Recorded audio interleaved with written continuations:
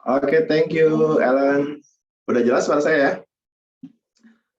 Selamat pagi, teman-teman semuanya. Semoga kabarnya seru, semoga kabarnya happy. Gimana yang kabarnya hari ini? Masih udah tarik selimut atau masih males-malesan? Ada juga yang mungkin udah aktif. Jujur, hari ini memang agak-agak syahdu ya cuacanya. Tadi pagi kita dimulai dengan hujan di daerah saya, di daerah Jakarta ini. Hujan. Jadinya kita pengennya memang tarik selimut, tapi apa daya ya memang kita harus beraktivitas, dan saya berterima kasih juga teman-teman menyempatkan waktu bersemangat untuk hadir di Wake Up Call pagi ini, untuk kita akan sharing, kita akan cerita, kita akan ngobrol soal TR90 tentunya, salah satu program yang terbaik, bukan salah satu, menurut saya ini adalah yang terbaik. Kalau saya selalu nyebut ke orang-orang, TR90 adalah program ajaib, nah, gitu ya. Nanti kita akan secara penuh kita akan bicara seperti apa sih TR90 itu. Nah ini teman-teman mungkin banyak yang penasaran, apa sih ini Edgelog TR90? Nah ini kalau misalnya teman-teman mau tahu produknya, inilah TR90. Isinya ada macam-macam suplemen kesehatan yang tentunya ini bisa membantu teman-teman untuk menjalanin program yang untuk mencapai target berat badan ideal. Ada apa aja isinya, nanti kita akan bedah secara lebih dalam si TR90 ini. Nah, kalau tadi saya bicara kok produk atau program sih, nah kita selalu bilang bahwa TR90 ini adalah satu program untuk mentransform badan kita, kesehatan kita selama 90 hari, sesuai dengan namanya TR90 Transformation in 90 Days. Jadi ya programnya harus dilaksanakan selama 90 hari. Ada teman-teman yang courting, boleh nggak dit, 3 bulan lama banget gitu kan, boleh nggak gue 2 bulan aja. Nah ini kalau ngomong-ngomong cerita, ada teman yang pernah ikutan, dit gue turun 12 kilo nih dalam 2 bulan, wah perfect banget gitu. Tapi gue cuma 2 bulan doang gitu kan, aduh sayang banget gitu. Nah kenapa, nanti saya akan cerita kenapa jangan cuma sebulan, jangan cuma 2 bulan, dan kenapa harus 3 bulan gitu dari TR90 ini. Ini penting banget teman-teman untuk dipahami. Ini adalah satu program, bukan cuma produk gitu kan. Kalau bicara produk, dit gue beli di online shop aja gitu kan, mungkin harganya lebih murah gitu atau sebagainya. Cuman nah ini kita bicaranya bukan produknya, tapi ini adalah satu program yang seharusnya akan membantu teman-teman untuk mencapai target teman-teman semua. Nah, teman-teman, saya mau memperkenalkan diri. Akan nama kata sayang, tadi Alan udah sempat sebutin nama saya. Nama saya Didit Sakti, atau biasa dipanggil Kang Didit, nama bokepnya. Umur saya saat ini 40 tahun, dan saya tinggal di Jakarta, bekerja di satu institusi pemerintah, yaitu di SKK Migas, yaitu yang mengawasi atau memanage kegiatan usaha hulu migas di Indonesia. Nah, seperti disebutin tadi, background saya lawyer, saya inside counsel di SKK Migas, dan betul, banyak teman-teman yang menyebut saya pengacara besar, bukan pengacara besar seperti Hotman Paris atau Luhut Sitompul atau apa, tapi pengacara besar adalah pengacara yang badannya besar. Nah, kalau uangnya belum. Nah, tapi ini saya dulu sempat berat badan sampai di atas 140 kilo, gede banget gitu kan. Dan jujur, saya tipikal orang yang gemuk tapi bangga, gemuk tapi imut gitu aja. Jadi saya nggak pernah malu sama berat badan saya, bahkan saya tuh mengklaim diri saya selalu, misalkan nama saya Didduts, Didit Gendut. Saya juga admin di beberapa komunitas, jadi saya menyebut diri saya Minduts, Mimin Gendut. Jadi memang gendut itu salah satu trademark saya gitu, dan gendut yang menggemaskan, lucu, mempesona gitu kan. Nah, selama program TR90 saya betul tadi sampaikan Ellen bahwa pada saat ditimbang itu, jadi gini, ngerayu saya ini lama banget teman-teman. Para coaching ngerayu saya itu sampai berbelit-belit, ngomong panjang lebar, sampai akhirnya saya mau naik ke atas timbangan gitu kan. Ternyata begitu naik ke atas timbangan, timbangannya error, karena ternyata timbangan Omron itu maksimal cuma 135 kilo. Nah, sedangkan berat saya kan tadi adalah 140 kilo. Jadi saya nggak bisa tahu, yang saya lakukan cuma tertawa aja, gimana gitu kan, katanya mau nimbang, mau tahu isi komposisi badan, tapi kok malah error isinya gitu kan. Tapi ya itu challenge tersendiri, dan mereka bisa convince saya cukup lama akhirnya untuk saya bisa join. Ada kondisi-kondisi tertentu yang bikin saya akhirnya memutuskan untuk join dengan TR90. Dan kalau boleh dilihat, alhamdulillah so far sih ya, setelah program in totally, karena sekarang saya berat badan sudah mulai di 2 digit, jadi hampir 50 kilo turunnya gitu. Jadi tapi alhamdulillah dengan 50 kilo turun dengan massa otot yang makin meningkat gitu kan. Selama program aja kalau bisa teman-teman bisa lihat, di atas 4% gitu kan, meningkatnya 4% dari berat badan saya loh. Wow gitu kan. Nah, jadi ini happy banget kalau misalnya dilihat yang sebelah kiri ini 4XL kali ya bajunya, dan yang sebelah kanan udah mulai pakai L, atau bahkan kalau baju sepeda pakainya yang M gitu. Oke,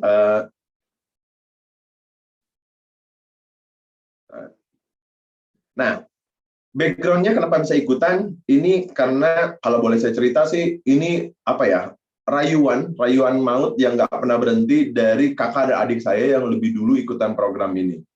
Jadi kami sekeluarga ini, lebih tepatnya bukan sekeluarga, kami anak-anaknya, makanya saya sebut transportasi masih sehat ala anak Derajat. Derajat itu nama bapak saya. Yang gemuk-gemuk itu cuma anak-anaknya. Sedangkan orang tua kami fit, langsing dan sehat gitu kan. Sedangkan anak-anak ini nggak tahu nih pendoyan makan, karena kita tahu sendiri makanan itu gampang banget didapat sekarang gitu kan. Nah, akhirnya kita ini semua oversize, bahkan disebut obesity gitu kan.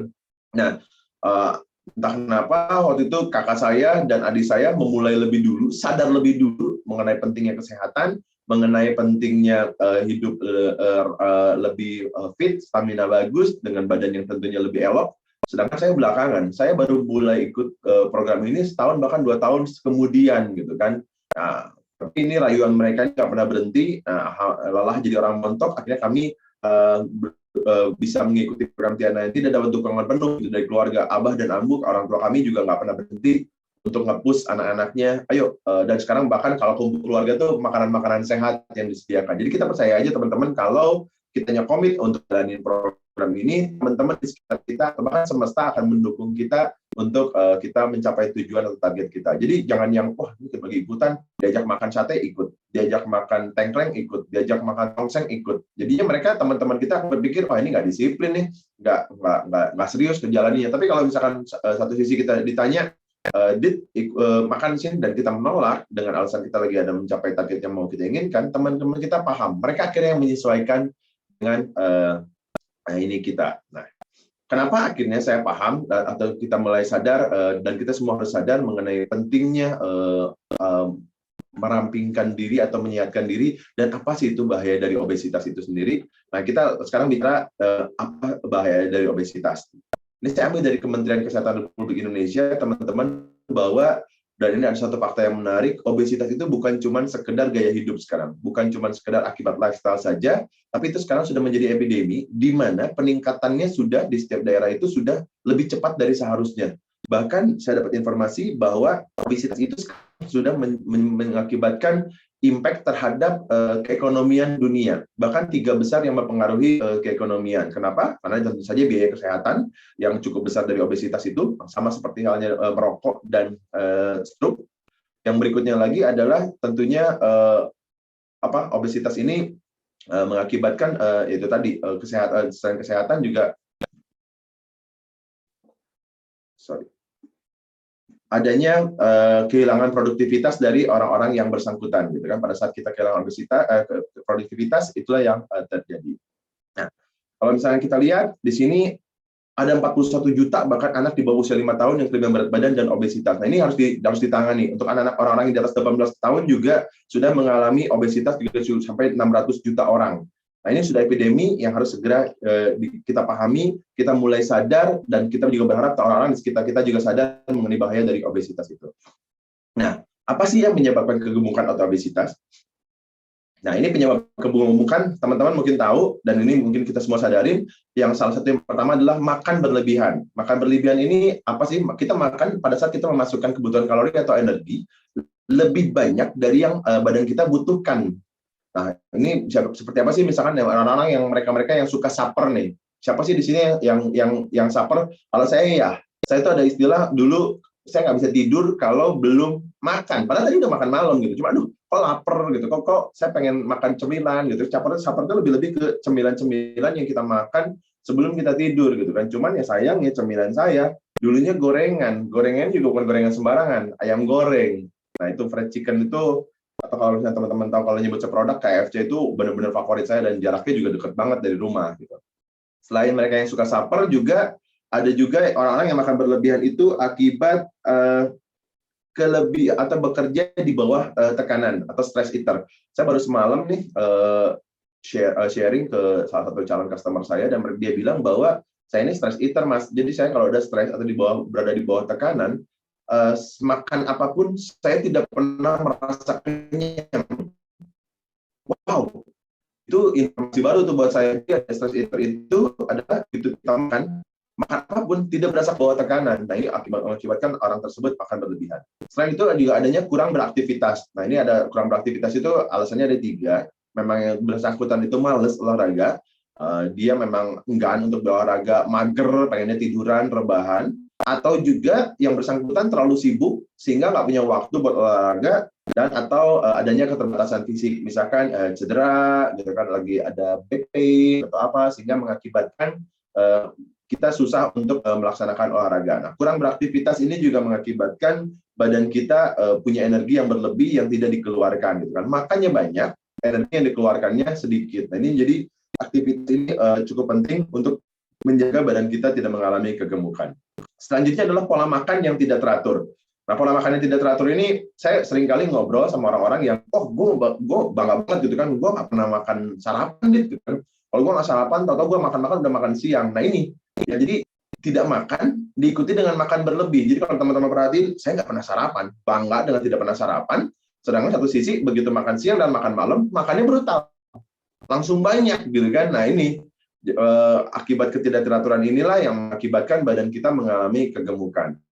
Yang selanjutnya tentunya naik 10 kilo, ini buat perempuan setelah melahirkan, dan seringkali perempuan-perempuan yang hamil dan kemudian melahirkan itu berat badannya naik, dan setelah melahirkan pun masih naik berat badan. Kenapa? Karena memerlukan asupan energi untuk ASI-nya gitu, asupan untuk ASI, jadi mereka akhirnya makan banyak.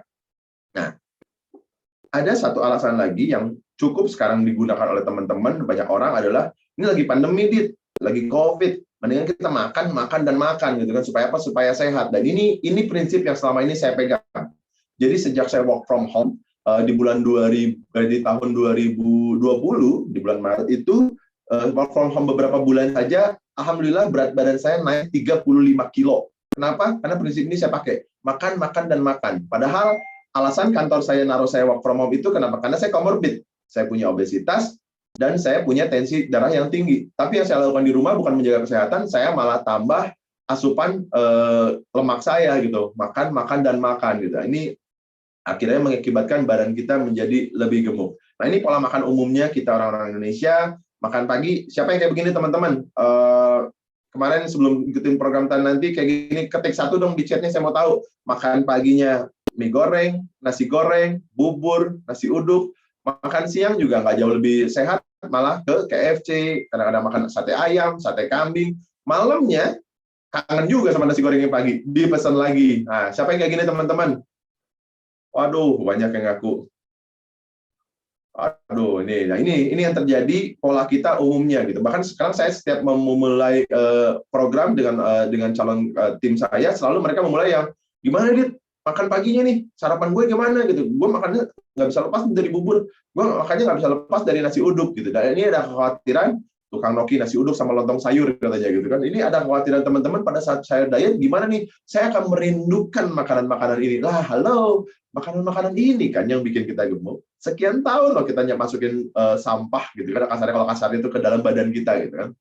Nah, ini kita mau 3 bulan aja, yuk kita bersih-bersih gitu, yuk kita bersih-bersih, hindari dulu pola makan umum yang seperti ini. Atau seperti apa teman-teman, yang tadi saya bilang tidak teratur adalah, ya ini, sarapannya piringnya kosong, tapi makan siang, makan malam kayak begini. Nah, yang kayak begini tolong ketik 2 sekarang. Ada nggak sih yang bangga banget, saya nggak pernah sarapan, tapi dia melakukan ini, dia makan siang, yang brutal, kemudian makan malamnya juga brutal, di jam-jam yang tidak seharusnya. Aduh, gitu kan, sayang banget. Emang enak sih, betul kan? Mas Merdi udah ngaku tuh. Nah, ini kita harus perhatikan teman-teman, kenapa saya bicara soal keteraturan, soal makan yang teratur, jangan sampai ada yang dilewatkan. Kita lihat sekarang jam piket organ tubuh. Yang kita tahu jam 5 sampai jam 7 itu usus besar membuang racun melalui buang air besar atau BAB. Nah, teman-teman mungkin suka mengalami ya, jam 5 atau jam 7 itu kita akhirnya buang air besar nih. Kenapa? Kan lagi dibuang nih racun dalam tubuh kita. Kemudian jam 7 sampai jam 9, lambung menyerap makanan dengan optimal. Ya, ini adalah waktu yang baik untuk sarapan. Nah, jadi teman-teman yang sering berbangga dengan saya nggak pernah sarapan, hati-hati. Ini ada jamnya, ada timingnya. Justru lambung itu lagi menyerap makanan dengan optimal. Jadi seharusnya kita justru di jam-jam segini tuh melakukan apa? Sarapan. Isi asupan makanan kita yang tentunya tinggi protein dan rendah kalori ke dalam tubuh. Nah, ini juga diperlukan karena di jam 9 sampai jam 11, limfa mengirimkan cairan yang telah diserap lambung. Nah, jadi kalau misalkan kitanya nggak ngisi makanan pada saat jam 7 sampai jam 9, apa yang mau dikeluarkan oleh si limfa itu gitu kan? Jadi makanan-makanan yang diserap lambungnya nggak ada. Nah, biasanya jam 9 sampai jam 11 ini kita ngantuk. Nah, pada saat kita ngantuk itu berarti limfa kita lemah. Nanti teman-teman cek ya, jam 9 sampai jam 11 pada ngantuk atau enggak. Nah, jam 11 sampai jam 1, kita juga tahu jantung kita bekerja keras. Ini buat para goeser nih, terutama yang sering endurance ride keluar kota, hati-hati. Jam 11 sampai jam 1 itu jangan digunakan untuk memompa jantung kita. Karena dia lagi bekerja keras, sehingga disarankan untuk mengurangi aktivitas dan jaga emosi. Nah, marah-marah juga nggak pas di jam 11 sampai jam 1. Di Jepang tuh kalau nggak salah, jam segini tuh mereka manfaatkan untuk tidur siang. Kenapa? Karena mereka paham, di saat inilah jantung lagi bekerja keras. Jam 1 sampai jam 3, usus kecil akan memelihara keseimbangan cairan dengan mengedarkannya dalam tubuh. Kemudian jam 5 sampai jam 7, ginjal menyaring racun untuk dibuang. Wajar jika saat itu kita sering buang air kecil. Nah, jam 1, jam 11 sampai jam 1, hati membuang racun, maka tidurlah agar proses menjadi maksimal. Nah, buat teman-teman yang sering alasan begadang dengan susah tidur dan lain sebagainya, mulai dibiasakan tidur di jam-jam yang seharusnya. Di mana jam 11 sampai jam 1 inilah hati membuang racun. Kita harusnya tidur, jangan sampai begadang masih nonton bola, masih menonton Netflix, sehingga akhirnya tidak maksimal proses si hati bekerja ini. Dan jam 3 sampai jam 5, paru-paru sedang melakukan detoksifikasi, yang akan kemudian dibuang lagi racunnya di jam 5 dan jam 7 tadi. Ini pola organ tubuh yang harus kita pahami, teman-teman. Supaya apa? Supaya kita badannya teratur, polanya teratur, sehingga akhirnya kondisi tubuh kita juga menjadi jauh lebih sehat. Nah, soal bicara umur, nah kita kan selalu memulai dengan, aduh gue udah tua nih, nggak tahu nih, dulu gue gak gampang gemuk, kok sekarang gue gampang gemuk ya. Kenapa? Karena badan kita mengalami yang namanya proses penuaan. Penuaan itu adalah proses yang terjadi perlahan-lahan akibat metabolisme yang menurun secara bertahap. Nah, kita dari sejak mulai kita bahkan di dalam janin, sampai kita akhirnya menutup mata nanti, kita mengalami yang namanya proses penuaan. Ini proses yang tidak bisa dihindari, semua manusia akan tua pada umumnya. Kita bukan Benjamin Button ya. Benjamin Button kebalik nih, dia begitu lahir tua, kemudian jadi muda, kemudian jadi bayi. Nah, ini enggak. Yang normal itu adalah dari lahir, menjadi bayi, kemudian akhirnya menjadi tua. Nah, ini proses alami pada tubuh seiring bertambahnya usia. Hanya saja, perubahannya terjadi pada usia yang berbeda-beda. Umumnya itu manusia itu berubah di umur di atas 30 tahun. Orang-orang di atas 30 tahun itu dulu 40, sekarang udah 30 tahun nih kita udah mulai tua. Udah mulai yang mengalami kebotakan, dan mungkin yang mengalami kebotakan dan rambut putih bisa diketik 5 di chatnya, pengen tahu nih. Ada nggak sih yang ngalamin? Padahal umurnya masih muda nih, tapi kok saya lebih botak? Atau kok saya rambutnya lebih putih? Atau kok kulit saya keriput gitu. Nah, ini orang-orang yang berarti kita sudah mengalami perubahan atau penuaan di umur yang di atas 30 tahun tadi. Namun demikian, dapat lebih cepat daripada seharusnya karena beberapa faktor. Nah, kalau misalkan kita bicaranya faktor-faktor penuaan tadi dilakukan secara normal, secara wajar, ada juga beberapa faktor ternyata yang menyebabkan penuaan itu terjadi lebih cepat. Nah, seperti apa nih gitu kan? Nah, perhatikan. Ternyata salah satu faktornya yang lagi kita bahas pagi ini, teman-teman, yaitu obesitas. Obesitas itu memicu penuaan dini. Kalau teman-teman ingat lagi, saya lulus kuliah itu di umur berapa nih? 23 tahun atau 22 tahun.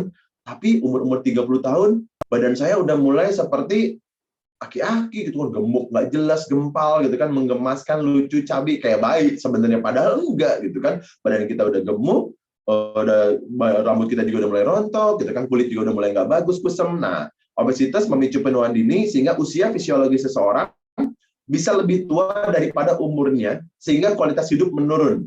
Nah, kita secara umur mungkin nanti teman-teman bisa lihat gitu kan, saya umur baru 40 tahun gitu kan, tapi umur badan saya berapa ya? Penasaran kan? Nah, ini bisa diukur, ada timbangan Omron kita yang bisa kita pakai untuk mengukur body age kita.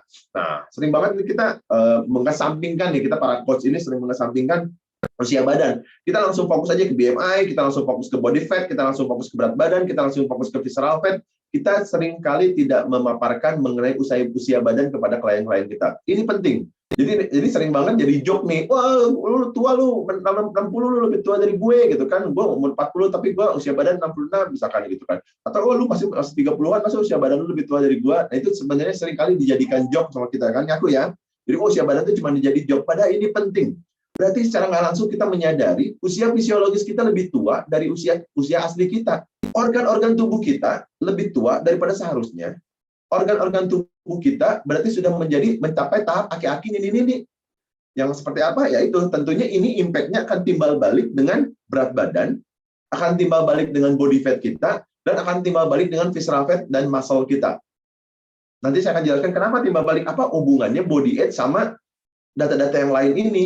Nah, sekarang kita bicara gejala penuaan kalau gitu. Penuaan itu baik yang normal maupun yang penuaan dini sama gejalanya. Kalau yang normal ya memang orangnya udah tua gitu kan. Nah ini sekarang anak muda tapi masih mengalami penuaan dini. Satu, melambatnya metabolisme tubuh.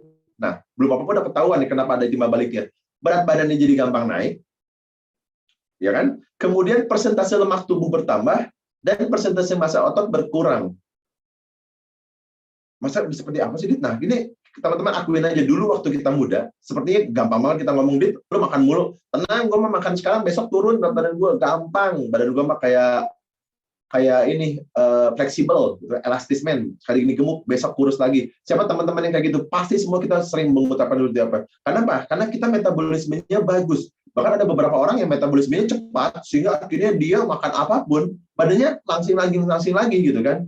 Ada juga beberapa orang yang metabolismenya normal, atau mungkin dari awalnya sudah metabolismenya lambat karena pengaruh hormon dan lain sebagainya.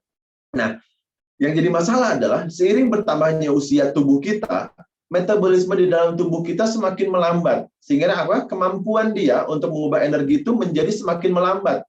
Makanan-makanan yang diserap akhirnya menjadi apa? Menjadi disimpan menjadi lemak di dalam tubuh kita. Selain itu juga gejala dari orang tua adalah massa ototnya berkurang. Dan nanti saya akan jelaskan pengaruh dari lemak tubuh dan massa otot di dalam tubuh kita.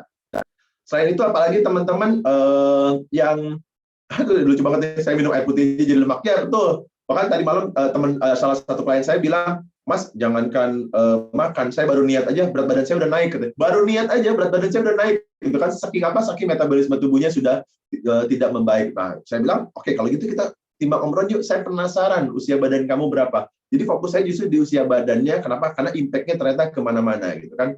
Usia badannya kenapa menua? Ya kenapa? Karena kamu obesitas. Obesitas menyebabkan penuaan. Yang berikutnya adalah ketajaman indera. Nah, ketajaman indera ini siapa teman-teman di sini yang umurnya masih muda, tapi pendengaran dan penglihatannya udah menurun, udah mulai pakai kacamata plus nih jangan-jangan. Nah, gitu kan ini kan serem nih. Nah, ini kita harus perhatikan, kok saya sekarang mulai ngeblur mata, kok saya mulai diajak ngobrol sama orang mulai nggak dengar gitu kan. Nah, ini kenapa? Karena usia fisiologis kita yang sudah semakin tua. Untuk perempuan, menopause yang lebih cepat. Dulu mungkin orang-orang tua zaman dulu menopause itu di umur-umur tertentu, mungkin sekarang menjadi lebih cepat, dan ini mengakibatkan kesehatan tulang yang menurun. Karena kita tahu tulang yang kuat ini mendukung atau mensupport semangat kita untuk melaksanakan olahraga. Jadi pada saat tulang kita sudah kuat, maka kita punya kemampuan untuk olahraga, sehingga akhirnya semangat kita timbul.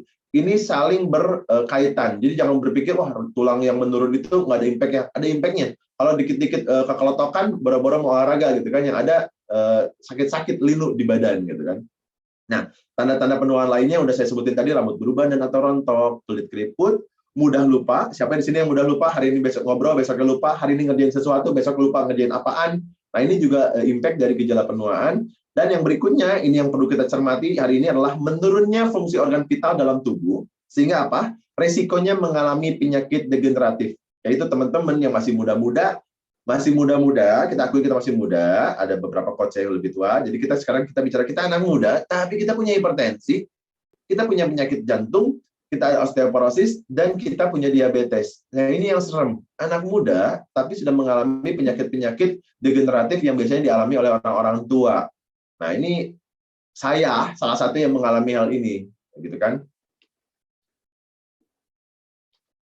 Nah, ini kalau bisa teman-teman lihat nih, saya dulu nih, Didit gemes, lucu, kayak bayi, cabi, gitu kan? Wah, bangga, gitu kan? Dia kan menggemaskan banget, gitu kan? Iya, ikut goyang-goyang, geleng-geleng, gitu kan? Naik sepeda kecil, jadinya kasih sepedanya, gitu kan? Lucu, gemes, cabi, kayak bayi, gitu kan? Kenyataannya apa? banyak bahaya atau kegemukan atau obesitas gitu kan. Jadi ya kelihatannya bagus, aslinya begini teman-teman. Berkali-kali saya harus dirawat di IGD akibat pola makan yang tidak sehat. Jadi kalau istri saya bilang iya, dia strong sih di luar, kayaknya tuh nggak pernah sakit-sakitan, begitu sampai di rumah, istri saya yang ngerokin, istri saya yang pijitin, istri saya yang nganter ke IGD, jadi dia yang ribet gitu kan.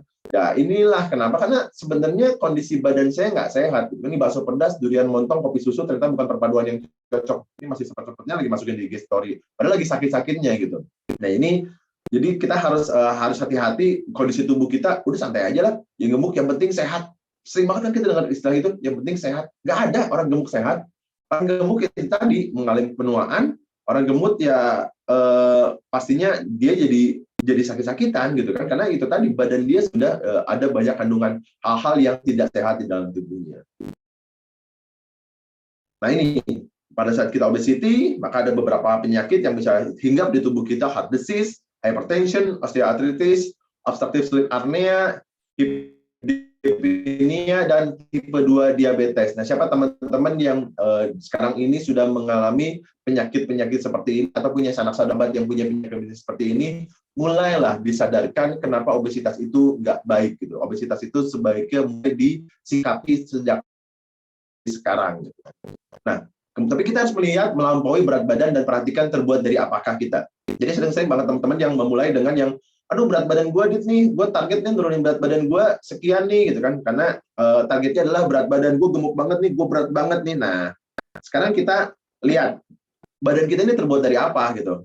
Ada perempuan yang sebelah kiri sama-sama beratnya 55 kilo, dan laki-laki yang sebelah kanan sama-sama 72 kilo. Beratnya sama, BMI-nya mungkin sama, tapi ternyata shaping-nya atau body shape-nya berbeda. Kenapa? Karena kita harus lihat, badan kita ini terdiri dari lemak atau terdiri dari otot.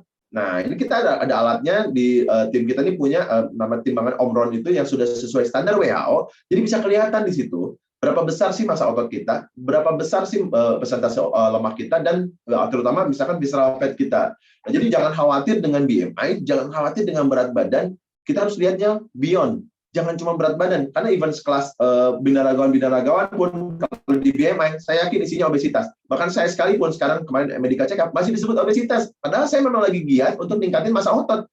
Jadi saya biarkan massa otot saya naik, ya akhirnya berat badan saya nggak signifikan turunnya. Kenapa ya? Karena berat massa otot saya terus saya tingkatkan gitu kan.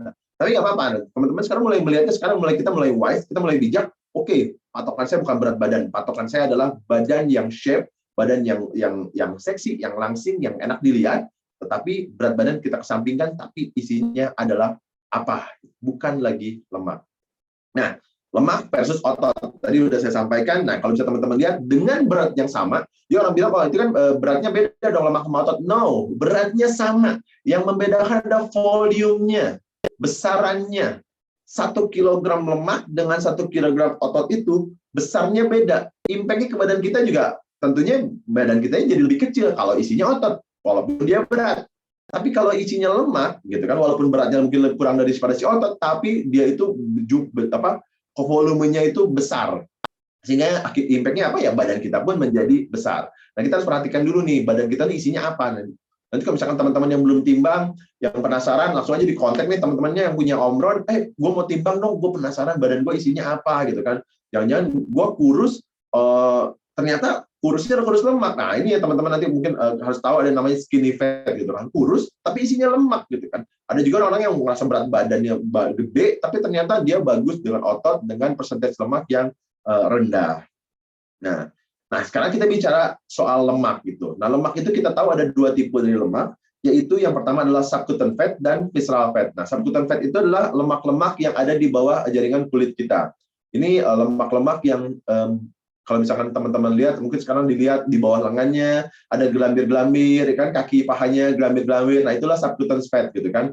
Nggak berbahaya, tidak terlalu berbahaya, tetapi dia secara estetika kurang baik gitu kan. Agak gemesin banget sih gitu kan, gelambir-gelambir gitu kan. Kalau lari kelihatan gitu kan gelambir-gelambir. Itulah subcutaneous fat gitu kan. Inilah jenis lemak yang bisa ditangani dengan kita selain dari psikologi, berolahraga, yuk kita olahraga yuk gitu kan, atau kita liposuction yuk, bisa. Ini dapat dilakukan dengan cara-cara hal tersebut seperti itu untuk mengeluarkan apa? Untuk mengeluarkan si subcutaneous fat ini. Nah, namun ada satu lagi juga, dan ini yang cukup riskan adalah visceral fat.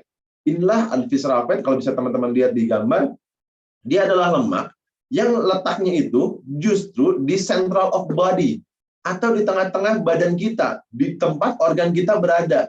Jadi dia kalau sudah masuk di dalam atau ditambahkan di dalam tubuh, dia akan menyelimuti organ-organ kita, menyelimuti jantung, menyelimuti paru-paru, menyelimuti usus, menyelimuti hati, menyelimuti limpa, sehingga apa? Ini akan berbahaya kalau misalkan ternyata visceral fat ini masuk ke dalam arteri atau ke dalam ini darah kita, maka dia akan menyumbat darah kita. Kalau dia masuk ke dalam jantung, akan menyebabkan serangan jantung. Masuk lagi ke dalam, dan ini hati, dia akan menyebabkan kerusakan hati. Nah, inilah visceral fat, inilah yang harus teman-teman hati-hati. Kenapa? Karena impact-nya sangat besar. Dan ini adalah lemak yang tidak bisa ditangani dengan olahraga. Atau apalagi liposuction. Kenapa? Karena jarumnya nggak nyampe nih ke central of body, gitu kan, si sedot lemak itu. Nah, jadi akhirnya yang harus dilakukan untuk visceral fat ini nanti ada, saya akan jelaskan. Nah, perhatikan teman-teman, akibat dari visceral fat tadi, healthy heart compared to an obese heart. Jadi teman-teman jangan berpikir, oh badan kita doang yang gemuk. Semua organ tubuh kita membesar. Pada saat kita menggemuk, pada saat kita obesitas, maka ukuran hati kita pun membesar. Yang satu 230 gram, yang satu lagi 910 gram. Tapi ada lagi satu lagi yang dibedakan, di mana kita adalah diliputi atau diselimuti dengan lemak hatinya. Nah ini kan serem banget kan, udah besar, kuning lagi warnanya. Jadi ini stop eating yourself to death, the time for change is now. Jadi kita berhenti makan eating yourself to death gitu kan. Jadi hati-hati, mulai diperhatikan. Kenapa? Karena inilah kondisi jantung kita pada saat, atau hati kita pada saat sudah diliputi lemak. Nah ini. Kemudian fat and heart disease. Fat cause plaque to build up on artery walls. Jadi itu tadi, ada timunan-timunan lemak di arteri kita yang berdasarkan penelitian menyebabkan penyakit-penyakit seperti penyakit jantung nomor 1 dan stroke nomor 2 yang telah membunuh lebih banyak manusia daripada perang atau penyakit manapun di dunia saat ini. Jadi ini bukan lagi main-main, bukan lagi penyakit-penyakit kaleng-kaleng, tapi mulai hati-hati karena ini ada penyakit-penyakit yang sekarang sudah membunuh cukup banyak manusia. Mungkin kita juga di sekitaran kita, di keluarga kita juga sudah banyak yang akhirnya harus meninggalkan kita karena penyakit-penyakit ini. Jadi kita mulai harus sadari pentingnya memperhatikan besaran lemak di dalam tubuh kita. Nah, teman-teman juga mungkin sering yang habis medical check up, kayak saya, gue fatty liver nih, gue fatty liver, ketawa-ketawa aja seru kan.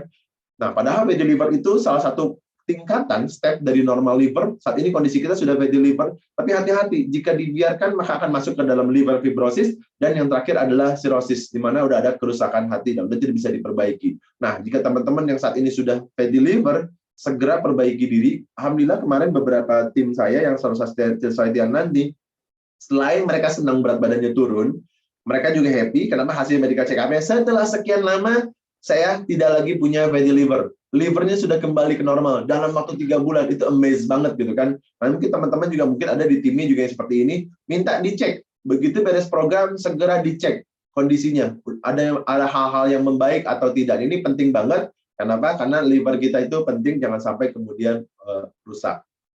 Nah, bicara lemak tubuh, tadi Rit, lo kok bicara terus soal lemak tubuh percentage sih? Seperti apa sih? Nah, normalnya itu laki-laki itu di 18-23% untuk yang di umur di bawah 40 tahun, dan untuk yang di atas 40 tahun itu 19-24%. Untuk perempuan di normalnya itu untuk yang masih muda di 21-25%, dan di 22-26%. Tapi ini kita bicara normal. Kalau kita bicara six pack, gue mau six pack ya. Kalau lo mau six pack, lo percentage-nya harus di bawah 18% baru mulai kelihatan six pack kita. Jadi percuma dilatih kalau percentage lemak kita masih tinggi. Nah, jadi abdominal muscle kita udah jadi, tetapi di depan kita masih ada visceral fat, masih ada subcutaneous fat, ya percuma. Jadinya perut kita menggembung, ototnya besar, lemaknya masih ada. Nah, jadi yang perlu dilakukan apa? Percentage lemaknya harus kita kurangin. Jadi kalau misalkan sekelas Adire aja, kalau misalnya kita perhatiin videonya, dia selalu bilang soal, nggak pernah bicara soal berat badan. Dia selalu bicara mengenai percentage lemak. Untuk lemak yang kurang dari 10%, untuk lemak yang kurang dari 18%. Nah itu, jadi kita bicaranya mengenai persentase lemak di dalam tubuh kita. Nah yang sudah bahaya apabila sudah obesitas.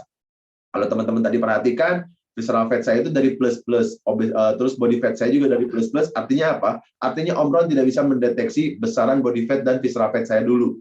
Jadi kalau misalkan obesitas itu di 31%, saya nggak kelihatan, saking besarnya. atau misalkan obesitasnya mungkin sudah waktu itu saya sudah di level 3. Bangga kan, wah kalian masih obesitas level 1, gue udah naik kelas sudah level 3. Bangga. Sakit jangan bangga. Nah, tapi itulah diet dulu.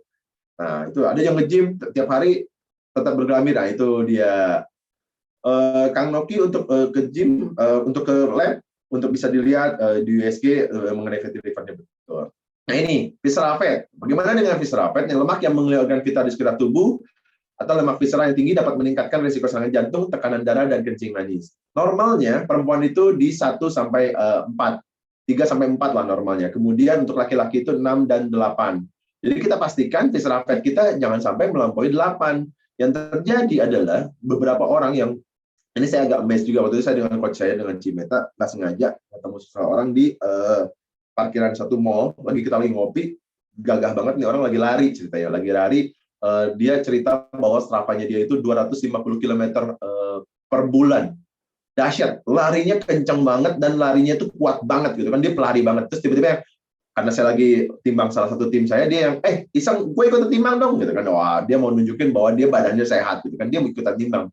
Kemudian begitu habis timbangan, dia baru sadar ternyata dia punya visceral fat yang tinggi sampai di atas 13%, sehingga saya 14% or something. Di situ dia shock. Ternyata dia punya skinny fat. Badannya dia langsing, atletis, pelari banget, tapi ternyata dia punya visceral fat yang tinggi. Di situ akhirnya saya melihat kenyataan ada orang yang langsing, yang sehat, punya visceral fat tinggi. Dan langsung dia bilang, gue minta nomor HP lu dong. Nah, ini dia tiba-tiba punya kesadaran lebih untuk, gila, kalau gue nggak pernah sengaja untuk tadi nimbang gitu iseng, mungkin nggak akan pernah tahu komposisi fat di dalam tubuh kita, padahal badan kita langsing. Nah ini yang bahaya teman-teman, banyak case selebriti atau siapa yang badannya bagus, atletis, kemudian lagi olahraga terkena serangan jantung, karena kita nggak pernah tahu, dia nggak tahu besar visceral fat di dalam tubuhnya dia. Jadi selama berolahraga itu seakan-akan mulutnya itu dikekep. Nah coba teman-teman sekarang lari, tapi mulutnya dikekep. Ya, kenapa? Karena paru-parunya dikekep lemak, jantungnya dikekep lemak. Ada juga satu contoh, saya bicara lagi soal visceral fat, ada satu teman saya sebut namanya Benz. Ada Benz dan Toto. Ini dua orang yang kuat banget nih kalau misalkan olahraga sepedahan gitu kan. Terus di Benz ini cerita, kok si Toto tuh heart rate-nya tiarap ya. Dia tuh mau sekencang apapun heart rate-nya cuma 160. Gue kok bisa 190, bisa 210. Wah, serem banget gitu kan. Saya bilang timbang deh gitu kan, padahal badannya bagus banget gitu kan, atletis. Ternyata setelah ditimbang, visceral fat-nya dia tinggi. Jadi saya bilang, Ben, lu gak akan pernah bisa heart rate-nya sama dengan Toto. Kenapa? Karena Toto menjaga pola makannya dengan baik. Lu habis gue jauh, nasi padang, habis gue jauh, makan gorengan, makan Indomie. Jadi akhirnya visceral fat dia meningkat, makin tinggi, dan yang itu menyebabkan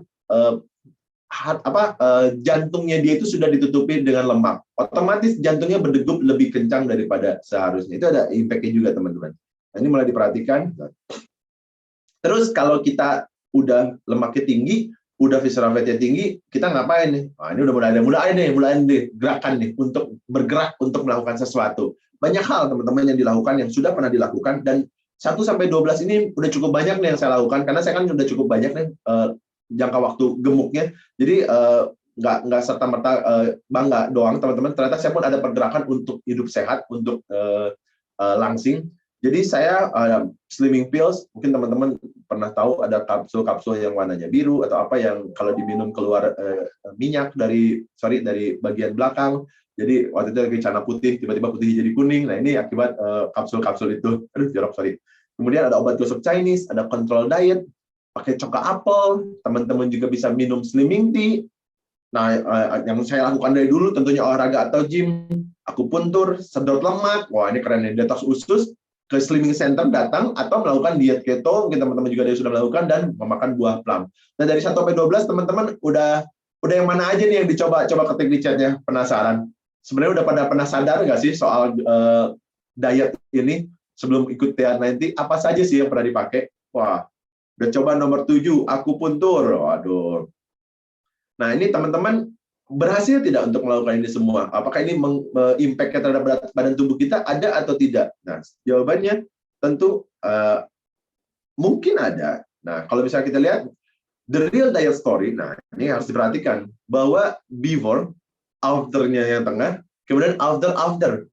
Kalau teman-teman lihat, after-nya lebih gemuk bahkan daripada before. Kalau saya sering bilang ke orang-orang, diet itu menyebabkan kegemukan. Semua orang pada saat bicara itu bingung. Dit, gimana sih? Diet menyebabkan kegemukan. Gue kan diet buat kurus. Gue kan diet buat berat badan. Kalau malah dia bilang diet itu menyebabkan kegemukan, nanti saya jelasin. Nah, tapi saya juga pernah melakukan itu semua, teman-teman. Ini fotonya cara Bang Mandiri nih yang tengah nih. Ini udah beberapa tahun yang lalu. Kalau teman-teman lihat dari waktu gemuk pun saya sudah berolahraga. Dulu sepedanya gede gitu kan, karena badannya gede. Kemudian karena badannya udah mulai mengecil, berani nih pakai Brompton gitu kan. Nah, berhasil dong dia 23 kilo turun kan. Dan saya bikin foto nih. Ini adalah pergerakan saya ke depan nih. Before, now, pada saat itu, dan soon. Wah, keren banget kan. Artis, Baywatch gitu kan. Udah gitu juga pakai road bike gitu kan. Wah, sepeda saya kembali ke sepeda besar tapi speed gitu kan. Ini harapan saya. Yang terjadi teman-teman, ini. Malah sepedanya yang kecil, bukan badannya yang kecil. Badannya lebih gemuk dibanding sebelumnya. Ini yang terjadi teman-teman. Nah, ini diet menyebabkan kegemukan. Nah ini kan beruang sirkus, beruang sawah lebih tepatnya. Jadi kalau misalnya teman-teman lihat, berhasil kurus nih, berhasil saat itu. Tapi kok gemuk lagi? Ya ini terjadi. Dan ini bukan cuma sekali, teman-teman. Saya mau datang ke dokter gizi manapun, sebutnya dokter gizi yang terkenal di Jakarta, saya kenal. Karena udah datang, udah ngikutin programnya, berhasil turun 20-25 kilo, kemudian yo-yo, rebound, lebih gemuk dari biasanya. Gitu. Nah, inilah diet menyebabkan kegemukan. Nah, many people struggle to overcome weight problems. Nah, transformation is more than a number on a scale.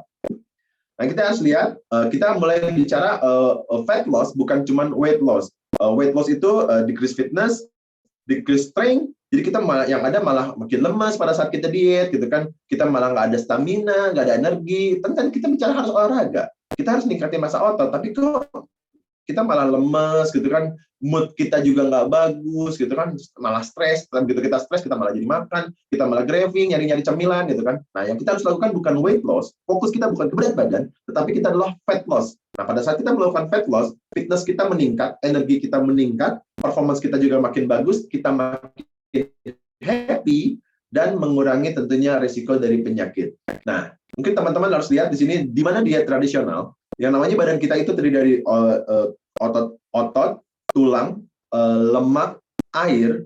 Nah, pada saat kita melakukan diet tradisional, kita lihat, maka semuanya akan turun.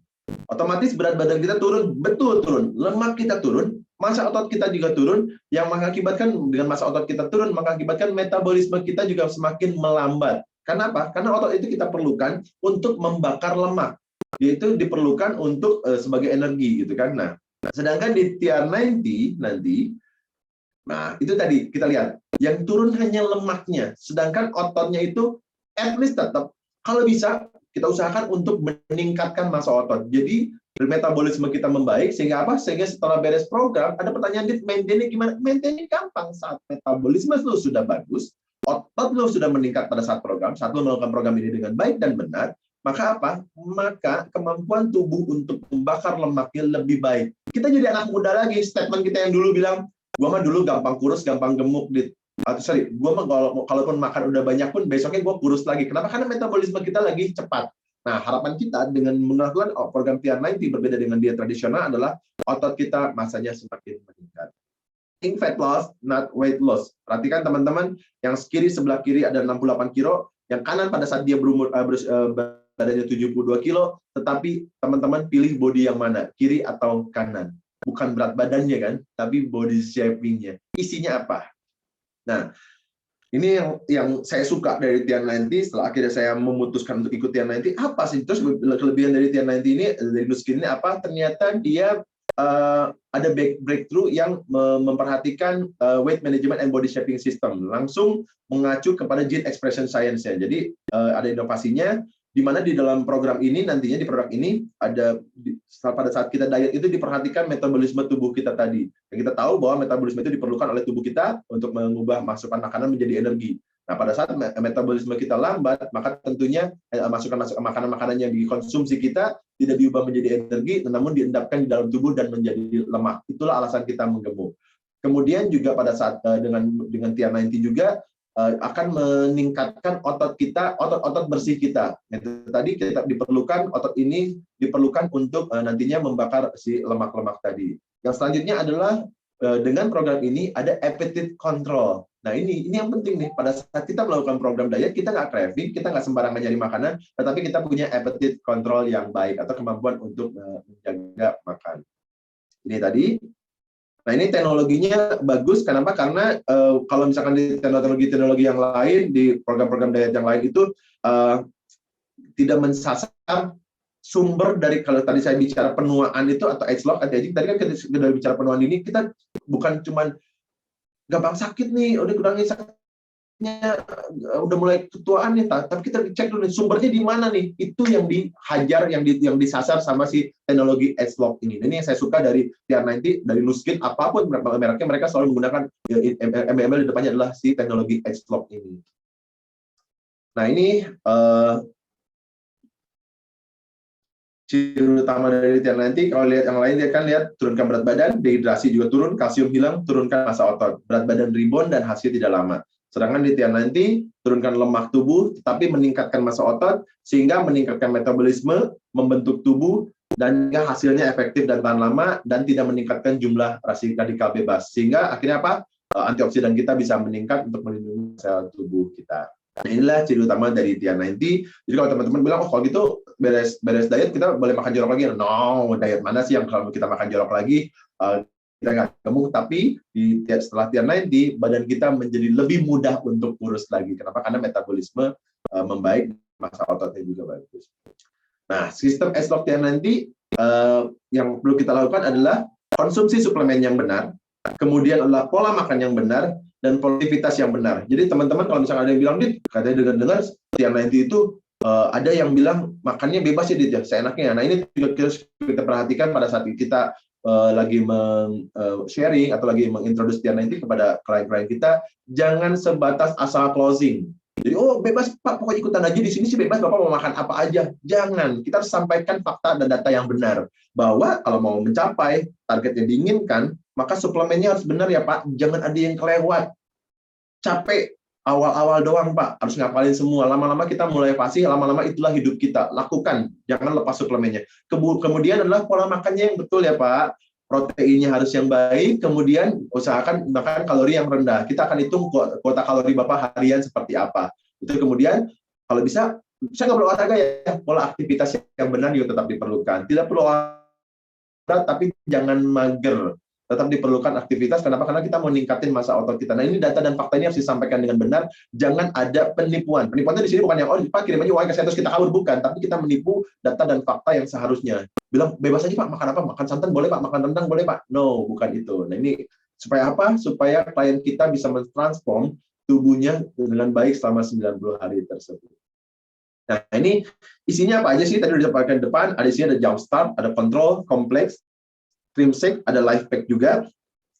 Nah, saya bedah satu-satu. Yang pertama adalah jumpstart. Ini kalau misalkan kita udah lama nih badannya gemuk. Nah, jumpstart ini ada produk yang cuma 15 hari pertama dikonsumsinya. Dia untuk membalancing badan kita, untuk membantu badan kita nge-boost untuk di awal. Ini bagus banget. Yang oleh si jumpstart ini juga 3 area penting, yaitu metabolisme tubuh kita, pembentukan otot, dan pengendalian nafsu makan. Rasanya juga nggak ada rasanya sih, cuma kalau saya sih sekilas bilang ini rasanya mirip blueberry ya, walaupun nggak ada manis-manisnya, cuman saya suka sih. Jadi dia sistemnya cukup diseduh aja di air biasa, diminum 1 kali sehari setelah kita bangun tidur. Ini jumpstart, dan ini hanya 15 hari pertama. Banyak yang setelah 15 hari kehilangan si jumpstart ini. Kenapa? Karena dia sudah jadi bagian dari suplemen kita. Aduh, setelah 15 hari kehilangan, no worry gitu kan. Jumpstart ini hanya digunakan untuk 15 hari yang pertama. Kemudian, nah ini tadi ingredientnya ada saffron. Nah, saffron ini untuk mengendalikan nafsu makan dan menurunkan berat badan. Ini harganya mahal banget dan susah didapat, dan ini ada di si jumpstart. Dan ini benar-benar kandungannya nggak ada kimia, ada pricky pear fruit powder, ada pomegranate, ada rich orange, dengan semua kegunaannya masing-masing dikombin di dalam satu produk jumpstart tadi. Yang selanjutnya adalah kontrol. Nah, sesuai dengan namanya kontrol, fungsinya tentunya mengendalikan nafsu makan, mengurangi rasa lapar, dan menciptakan mood dan pikiran yang positif. Banyak yang bilang, aduh, gue tuh kalau misalkan program diet, nanti kalau stres gimana? Nah, inilah si kontrol ini yang membantu mood booster kita, sehingga kita happy. Sehingga akhirnya kita mengalami program diet yang menyenangkan dan mengenyangkan.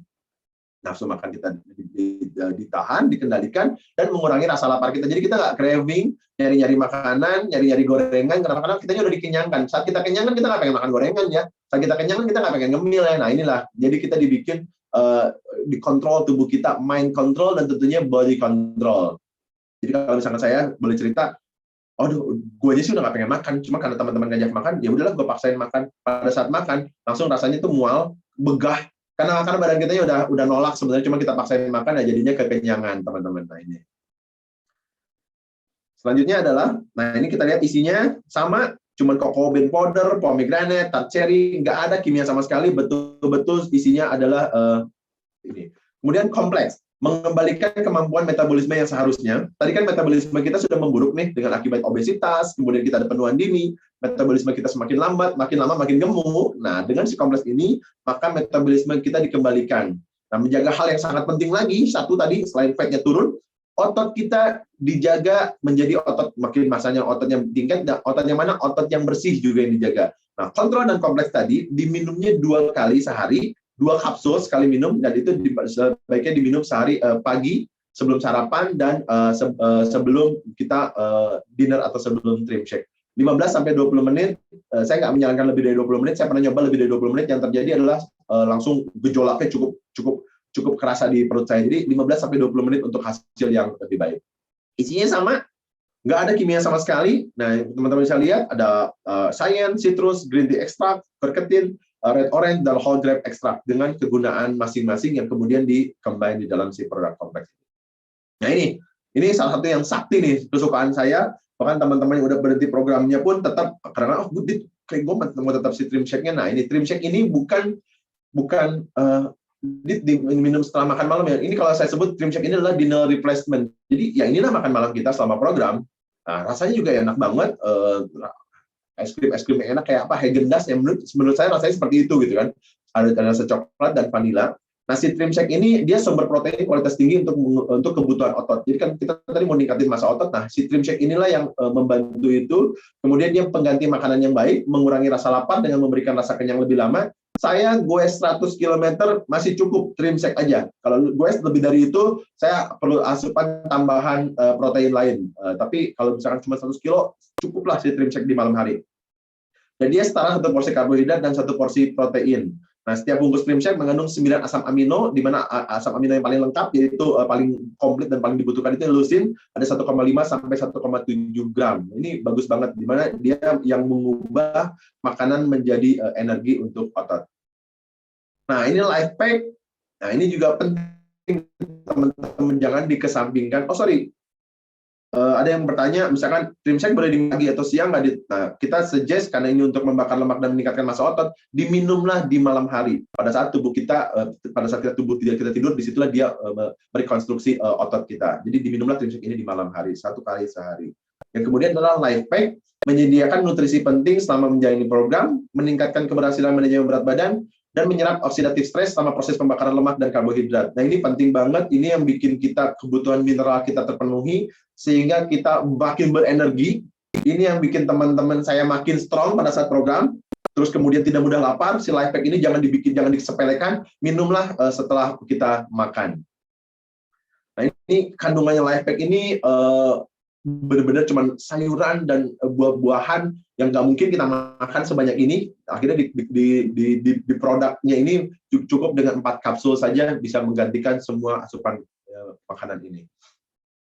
Nah, nanti si life pack itu juga meningkatkan SCS kita, antioksidan kita, sel-sel tubuh kita, sehingga ini adalah untuk melindungi tubuh kita dari atau sel-sel tubuh kita dari kerusakan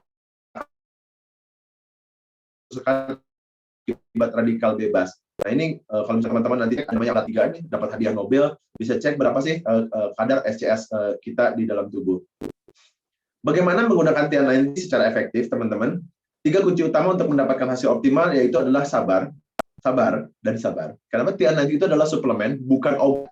Jadi nggak bisa langsung, wah, kok belum kelihatan juga sih, Dit? Pasti ada hasil, tapi tergantung disiplin kita. Jika orang nanya, Dit, speed gua atau gue berapa kilo bakal turun. Yang paling kelihatan berapa contoh, nggak bisa. Setiap orang itu punya punya kondisi tubuhnya masing-masing, punya caranya masing-masing. Makin kita disiplin, tentu hasilnya makin bagus. Kalau saya nyebutin diet ini seperti ya speednya itu beda-beda untuk tiap orang gitu kan. Nah, kita perlu berubah untuk melangsingkan tubuh.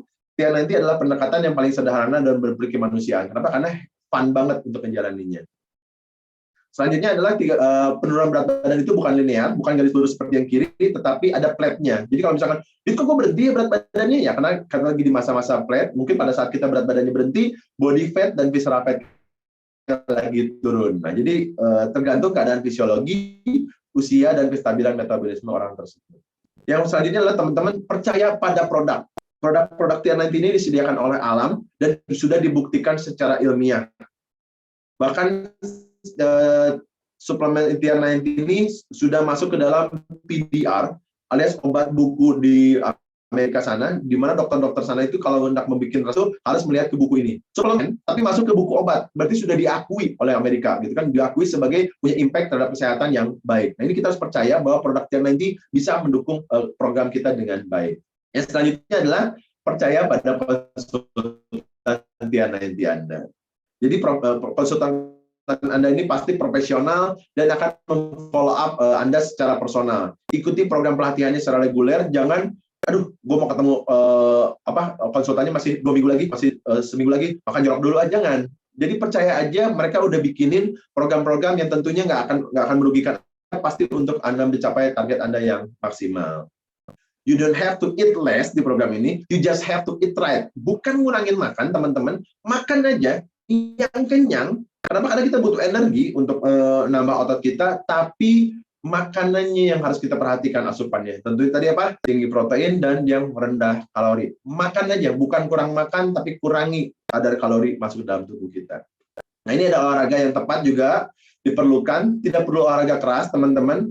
Sebenarnya masih ada hasil tanpa olahraga sekalipun, tapi teman-teman bisa meningkatkan hasilnya. Speednya tadi ditingkatkan dengan olahraga sederhana di rumah seperti body trimmer, jogging, yoga, plank, tabata, dan lain-lain. Dengan tidak duduk di depan TV dan makan snack, Anda telah memenangkan setengah pertempuran. Nah, jadi kan teman-teman, kalau tadi kita bilang, Dit, gue tutup lakban mulut gue aja, nggak makan, udah bisa kurus dong gue.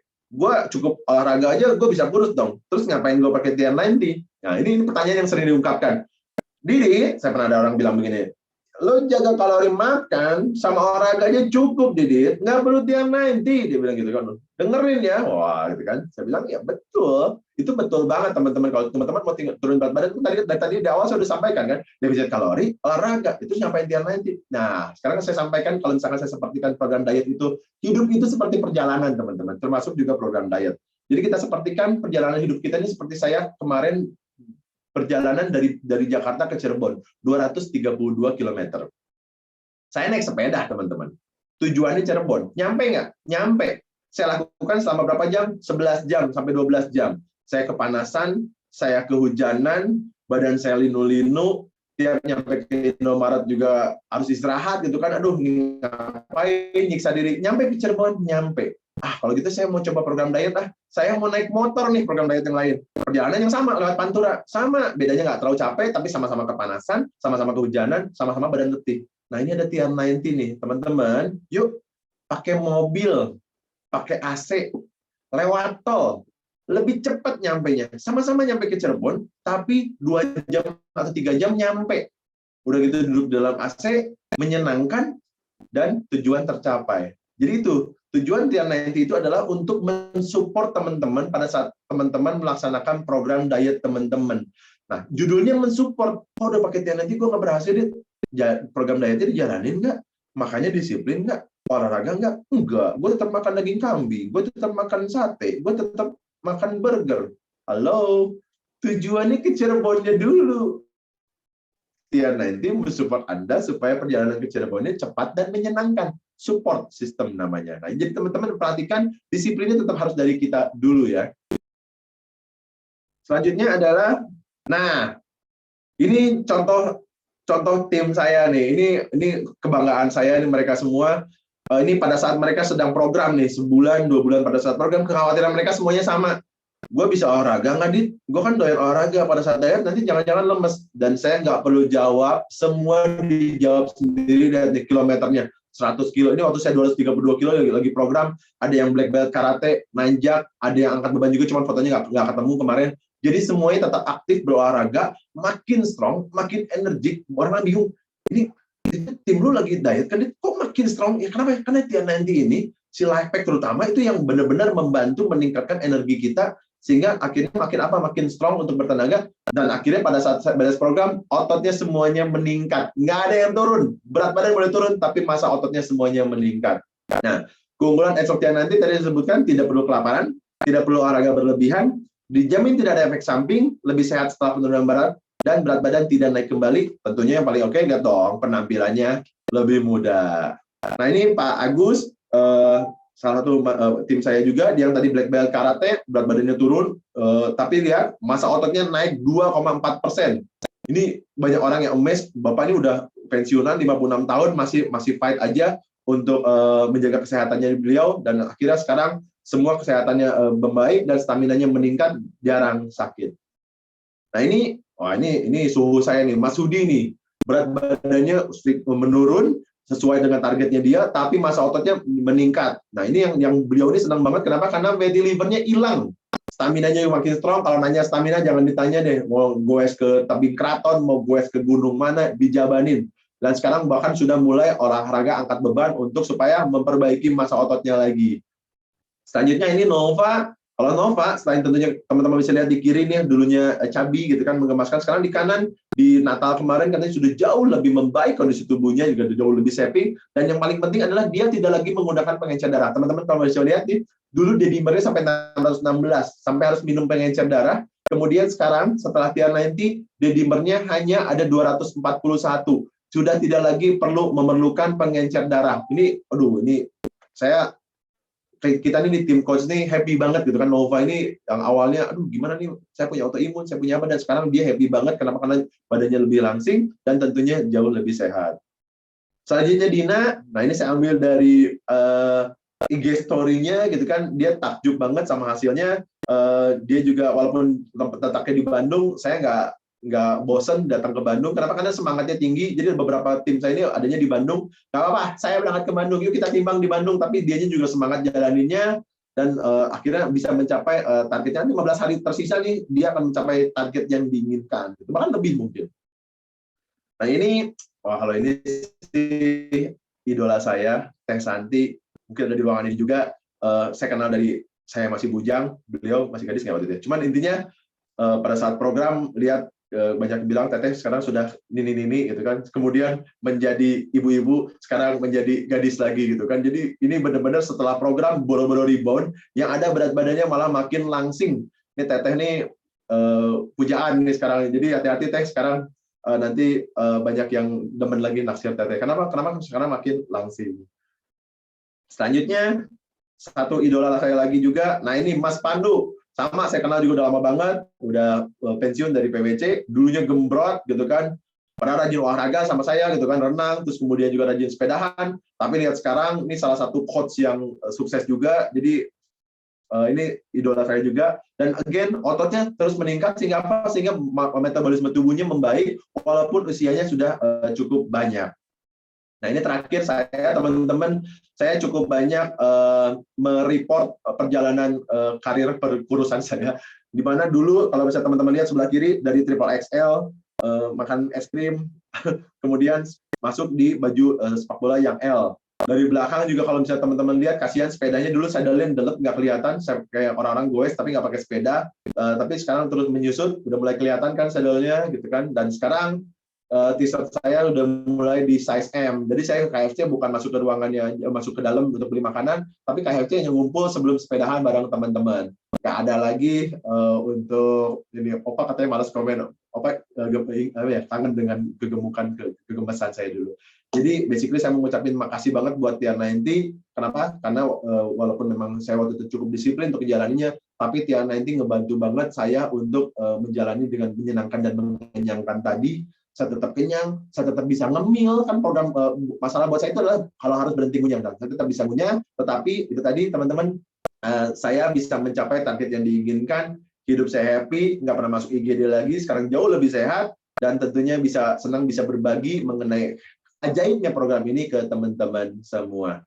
Jadi S-Log Tier90, Anda bisa mencapai kesehatan Anda, kecantikan atau estetika Anda, dan tentunya ini dengan Tier90 ada peluang atau opportunity yang bisa timbul. Mungkin sekian dari saya teman-teman yang bisa disampaikan, lebih kurang saya ucapkan mohon maaf. Assalamualaikum warahmatullahi wabarakatuh. Selamat pagi semua.